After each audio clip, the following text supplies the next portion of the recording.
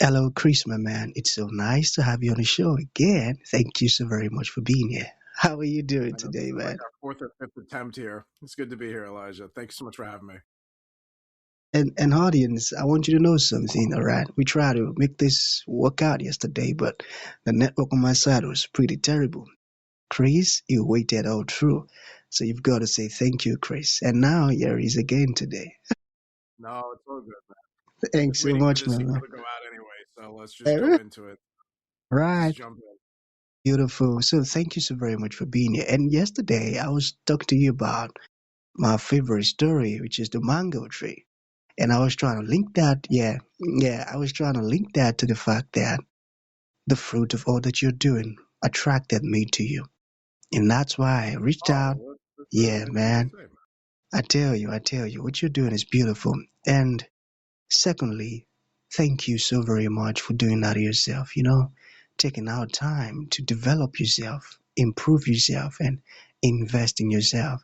It's really beautiful and powerful. So let's Oh, I get started, my appreciate that. I man. don't know how much investing I'm doing in myself. I'm going on stage telling a lot of dick jokes. I don't know how much improvement I'm doing, but maybe fruit of the poisonous tree. But that's all right. Still appreciate you. Well, man, like I mentioned earlier, what you're doing is making people laugh, man. And we need that in today's world. All right, Very crazy so world we live in today. Very yeah, crazy man. world. I tell you, very, very crazy. So let's get right into it. And I am quite excited to have you on the show today for some reasons. Firstly, my interest in knowledge seeking. I believe in order for one to transition from a terrible situation to that of a beautiful one, Chris, I believe it takes the application of knowledge, quality information, and not just knowledge alone, but the application of it. And you see, my man, ever since I discovered that light in the Hebrew means knowledge and darkness ignorance, I've been so keen to knowledge seeking. Why? Because I do not want to remain in the dark. So that's going to make our conversations today very important to me and even to the listeners. And the second reason why I'm excited to have the incredible Chris on the show is for the sake of the audience. You see, The my man, incredible Chris. You make me sound like a professional wrestler.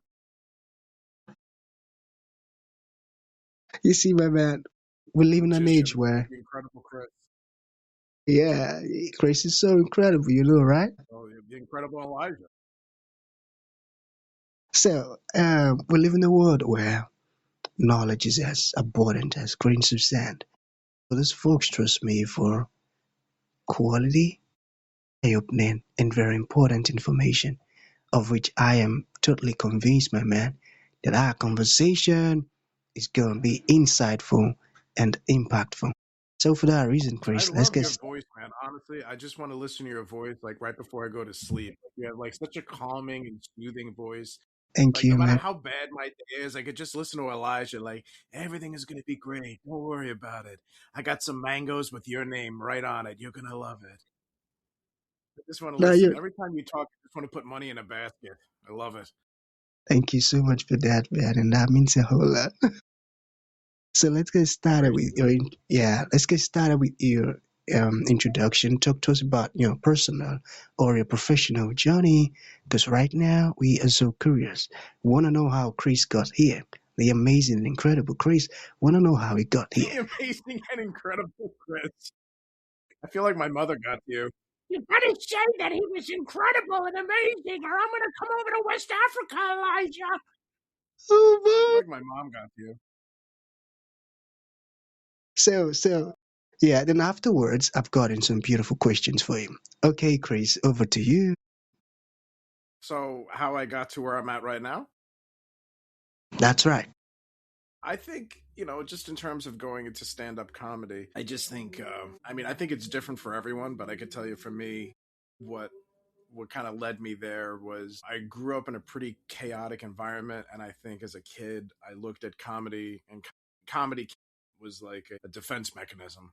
So I think it was the way in which I looked at the world, where I was looking at a lot of the things that were going on around me, and I was just able to kind of put a funny spin on it, and it was a way of taking the sting and the vitriol out of a lot of things, where I was able to kind of see the funny in things. And then as I got older, I was able to access that part of my imagination that I already had as a kid. And then I do think that growing up, how I grew up, because my mom and dad divorced when I was 4. And to say the word divorce, like there's several layers to it, because there's amicable divorces, there's messy divorces, and my mom and dad's divorce was like World War 12. It was awful. And I grew up in that Mm, environment.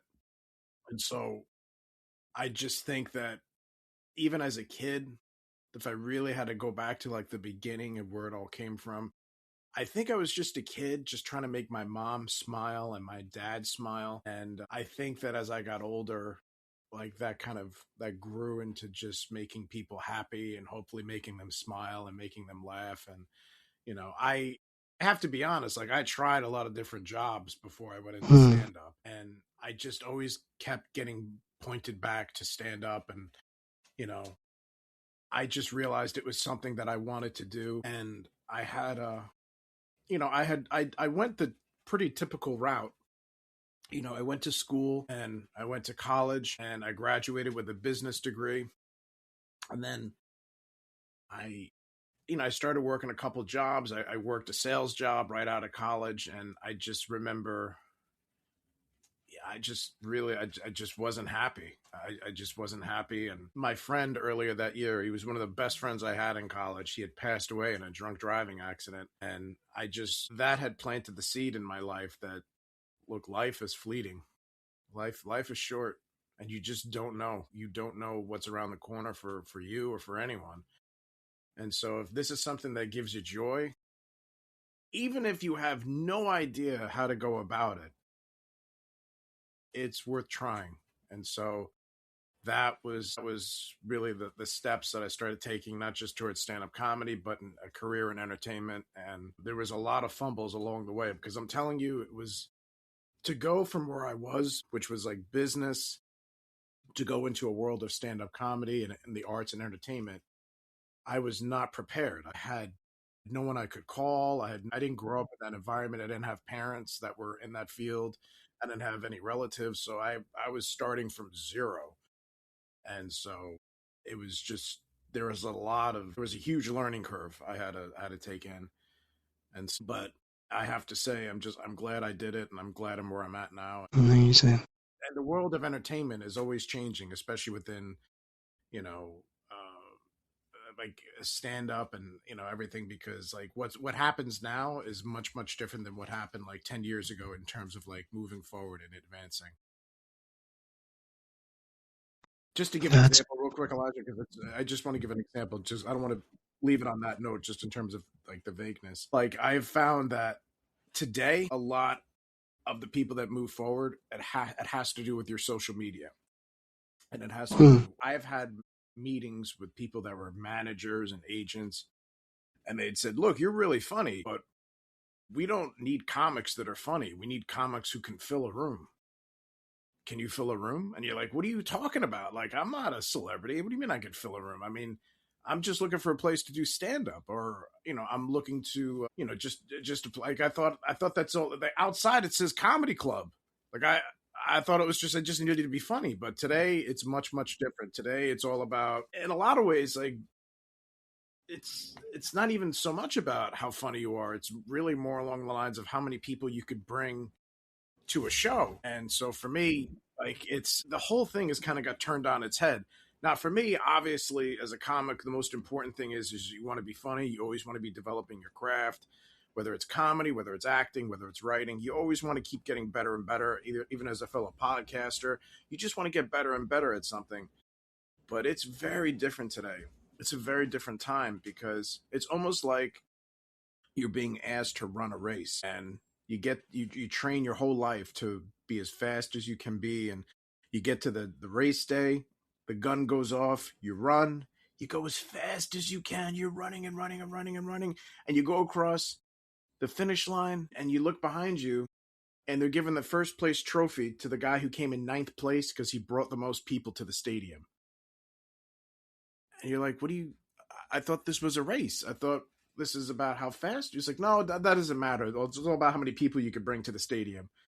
So like this whole thing got turned on its head in terms of social media and in terms of AI and stuff like that. So it's really, there are a lot of really super talented people I've met, Elijah, really funny people, and a lot of them are sitting there like I don't know how to move forward here because maybe they don't have a huge following, or maybe they don't have like a gigantic social media Yeah. presence, and it's like they're getting lost. It really makes you question, like, if some of the people that we look up to today, like Rodney Dangerfield, George Carlin, Sam Kinison, the list goes on, Bill Hicks, Richard Pryor, Eddie Murphy, if they started today, it's a real question of would they have made it? Would they have moved forward? And I don't know. I don't know, man, because if you don't have that social media aspect handled, it's not about the audience so much as it is about like the industry. If you don't move forward with that, you get left behind. And it's a crazy thing, man, because there are very, very talented people that just aren't moving forward. So it's a crazy thing, man. Well, that's something very important, and I love the fact that you're raising awareness in that aspect. But how do you think one can go towards that? Or let me say, like, let's say it this way: what advice do you have for aspiring comedians or artists? I think for somebody specifically getting into comedy, I would say the most important thing is just focus on your craft. I think you're going to have a lot of distractions in terms of what I've just said, like build up your social media, and all that stuff is important. Don't get me wrong. But I think at the end of the day, I have seen people that built up their social media following, but then they didn't develop their craft, and they go out on stage, and I'm telling you, they bomb pretty fucking hard, Elijah. They don't do well. So at the end of the day, you really have to focus on your craft. But I think that you have to kind of learn how to drive and build the car at the same time.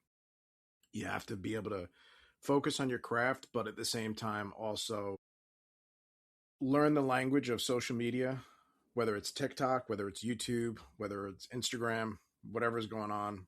Learn the language and give it the respect that it deserves. I have to be honest with you. I didn't I just put so much focus for years just on being a good stand up, being a good artist, and really focusing on that. And I thought that that would be enough. It's not. You have to also focus on the social media aspect, but you have to be really, really careful because it's a very delicate dance.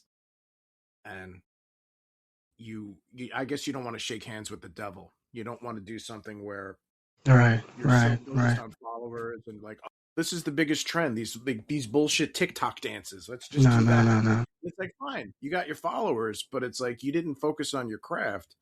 So I say, no matter what, just focus on your craft. Yeah. Always keep asking yourself how you could be better. Watch yourself, record every set, video record every single set that you do, watch the playback, see what you could do better.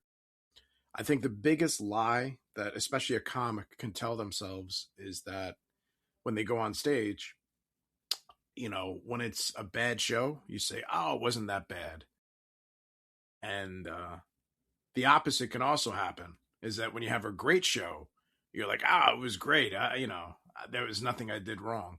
The good thing about recording your set every single time is that when you watch yourself when it's a bad show, you say, "All right, it wasn't as bad as I thought." All right. There were some good things there. And the good thing and the humbling thing about recording a show when it's great is that you can look at it and you'll say, man, I thought the show was great, but I could see I was making a lot of mistakes there. I need to get better at that. So when you record yourself, no matter what, it's a good way of lifting you up when you have a bad show and humbling you when you have a great show.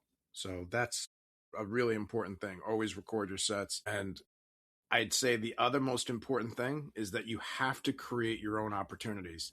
Yes, go Hmm. out, agents, speak to managers, and you do your best to kind of get on shows and meet with casting directors and bookers, all of that. Absolutely. But also create your own opportunities, start your own podcast, create your own film, start producing your own show, start doing your own stuff because at the end of the day, it's like That's the way forward today. You can't just rely on somebody else putting you into something. You have to kind of create your own job and then hire yourself. That's what I would do. Okay, okay, beautiful. So sorry, my network went off again as usual, and we're almost done. Okay, so that was a great word. That's a fantastic advice, and never shake the devil's hand. Create your own opportunity. Always improve your craft. That's amazing, and I got that. So watching one of your videos on YouTube when you share it, remind me what's the name of your channel again? So the name of my YouTube channel it's just my name. It's at Chris Ferretti. So Chris and then my last name Ferretti Ferretti. So that's where you can go on my YouTube, and my Instagram is at Jersey Ferretti. So Jersey and then my last name Ferretti Ferretti.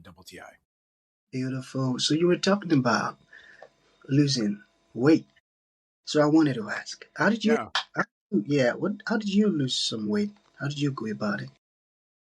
I think that, I mean, it's different for everyone, but for me, what made a big difference, and I mean, I've lost over 70 pounds. I still have a long ways to go, but I lost 70. Is for me, the most important thing was just like really focusing on trying to keep my carbs low. And when I say Mm, carbs, I'm just talking of just like a low carb diet. I mean, I didn't pay so much attention to calories like I typically used to. And in the past, I would have a little bit of success looking at calories, and then sooner or later everything would I just felt like I was in like a prison. And then sooner or later, like some holiday or a wedding or something comes around and you just go crazy, and then it's just off to the races we go. What helped me really focus on losing weight was just I looked at food and I just focused on eating food that did not spike my insulin. So mm, anything like bread, like white bread, or anything like rice, like white rice, or anything like white, pasta. All of these things, like anything with sugar, or in the United States, there's an epidemic in terms of high fructose corn syrup. They put that shit in yeah. everything. So it's like you have to stay away from food that will spike your insulin. And that's really how I focused on it. Is that I just broke food up into two categories. It was like, is this going to spike my insulin or not? And if it didn't spike my insulin, I ate it. And if it did spike my insulin, I didn't eat it. And I didn't pay attention to the calories, and just effortlessly, like the weight just started flying off. And so I just Wow. focusing on protein, healthy fats, and I just, like I said, I high glycemic carbohydrates as low as possible. Now, when I say carbohydrates, I don't necessarily mean, you know, carbohydrates from vegetables or from fruit or things like that, but I'm really specifically talking about like things that you would have like dough or Mm, rice or pasta, things like that. That for me, and everybody's built different, and there's a million different roads to success for weight loss. I'm just telling you what worked for me specifically is I just focused on keeping that as low as possible. I think I would go as well as to say it's like I kept it between like 20 to 40 grams of oh, carbohydrates a day. And I just focused on protein and healthy fats. And honestly, it's like the weight just kind of flew off. So that's really what worked for me. wow. So you're telling us that you didn't eat the gym, not even for once. Oh, I mean, I also work out as well. I mean, I shouldn't. I mean, I've worked out my whole life. I mean, so like that was always a consistent. So it's like, yeah, of course, like I'll lift weights and you do your cardio. But I'm telling you, before I was lifting weights and doing cardio, and I would be like, you have your rice, you have pasta, and I'm like, I don't understand why I can't drop. But I'm telling you, is that the minute that I just kept my carbs, like I just focused on like a low carb diet, that's what worked for me. So that's what I would recommend for anybody else is just give it a shot, see if it works for you. If it does, great. If it doesn't, you could try something else. But that's what worked for me. Staying away from anything that might spike your insulin. I got that. I got that. So let's talk, Chris. When you or how do you relax when you're not performing? So I mean, I love spending time. with my family. I love spending time with my lovely wife, our dog Cosmo. Believe it or not, like it's actually like it's nice just to relax and just, you know, go out for a walk. Like it's really very simple things because you work in such a very chaotic environment and because you're working in a very high stimulus environment like stand up comedy. Sometimes just whatever you can do that's very tranquil or very peaceful, at least for me, that really helps me unwind. So whether it's taking a lovely walk with my wife or just relaxing, Netflix and chill, you know, that's to me like that's a great way to unwind. Beautiful spending time with family. That's a very important one. And also, seeing how just so good you are at what you do and how long you've been doing this for. How has been the journey so far?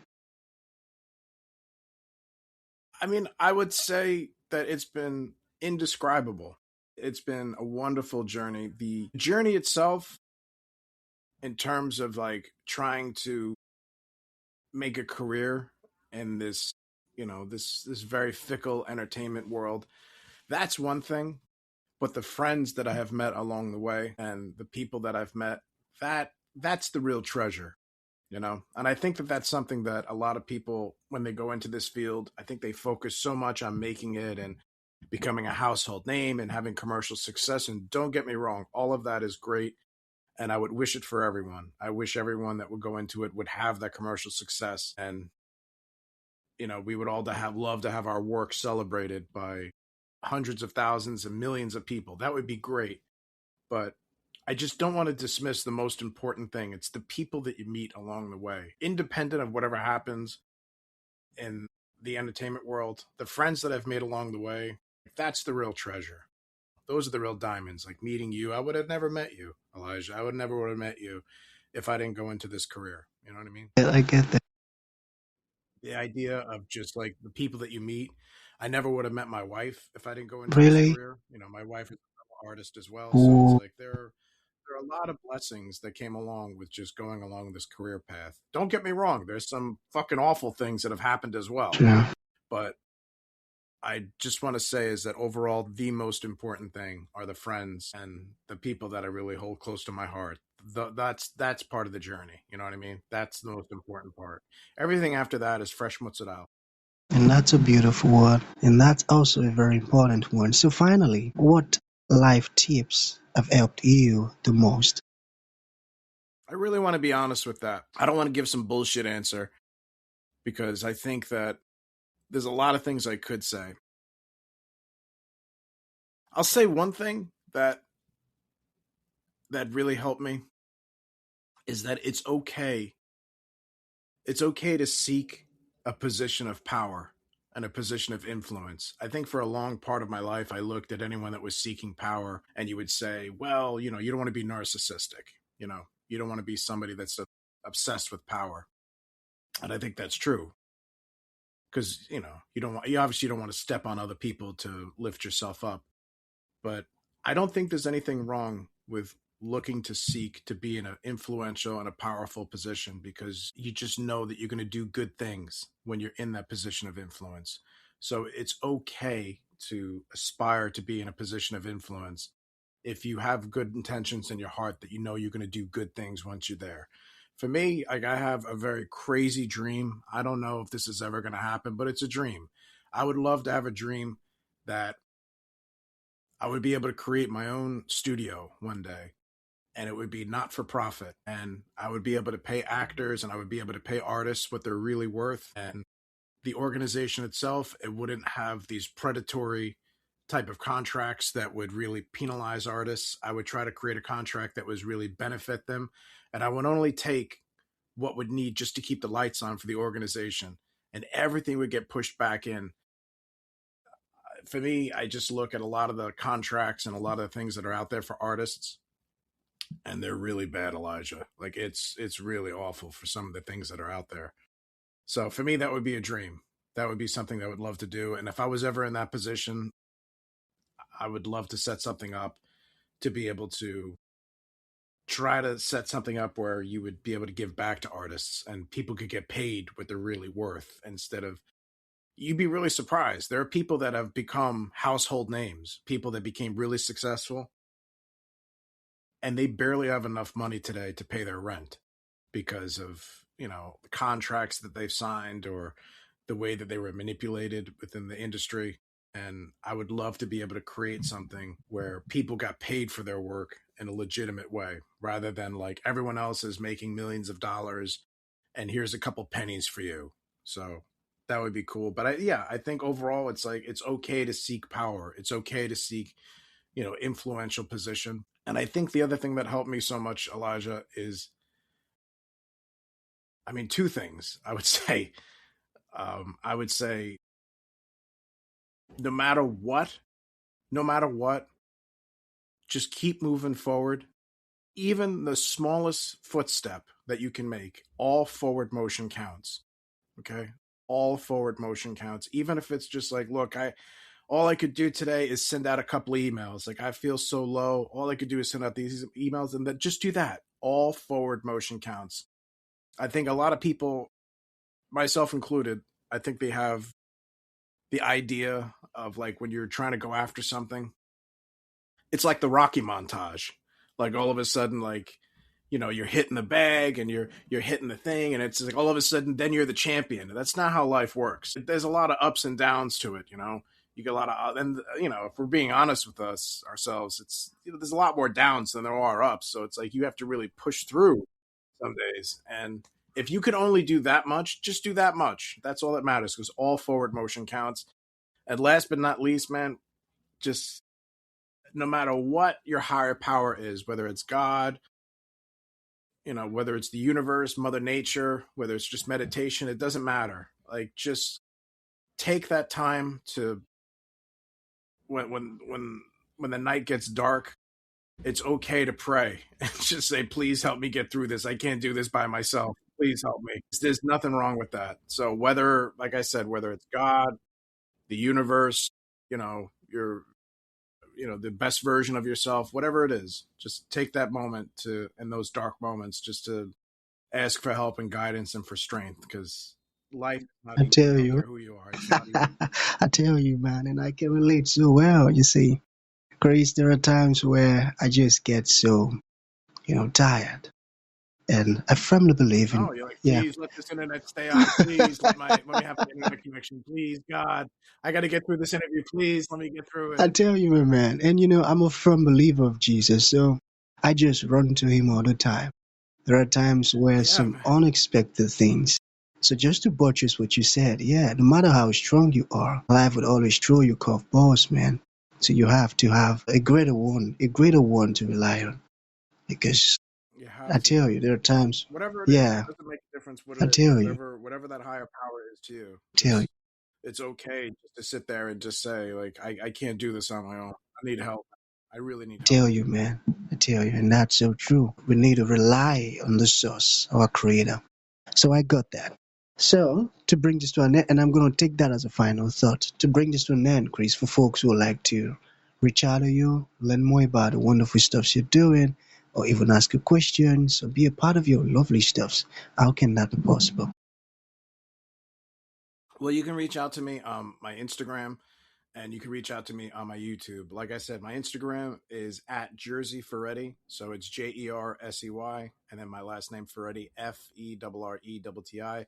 It's got a little shamrock and the Italian flag for my Irish Italian heritage, so very easy to find. And for YouTube, you can find me at Chris Ferretti. And something really important on YouTube is that I just put out my second comedy special. And Elijah, you have seen a little bit of it, right? Did you like it? Tell you, man, I was laughing all through, and I'm not done yet, though. So that's a ringing endorsement right there. All right. Elijah liked it. So for anyone out there, I put out my second comedy special and it's on YouTube right now. The name of it is Midnight Hero. I think you're going to love it. I pushed the envelope really hard. I did not pull any punches. YouTube algorithm be damned. So enjoy it. Have a laugh this holiday season and check it out. The name of it is Midnight Hero, and you can watch it on YouTube on my YouTube channel at Chris Ferretti. And otherwise, it's been an absolute pleasure. And thanks so much for having me, Elijah. This has been a real treat. Beautiful. So that's gonna be the end of the show, Chris. Thank you for coming and thank you for sharing this stuff with us. I Absolutely. mean, it's a whole lot. Thanks, Absolutely, man. man. When you come to New York, we're going to get some mangoes together, all right? No worries, man.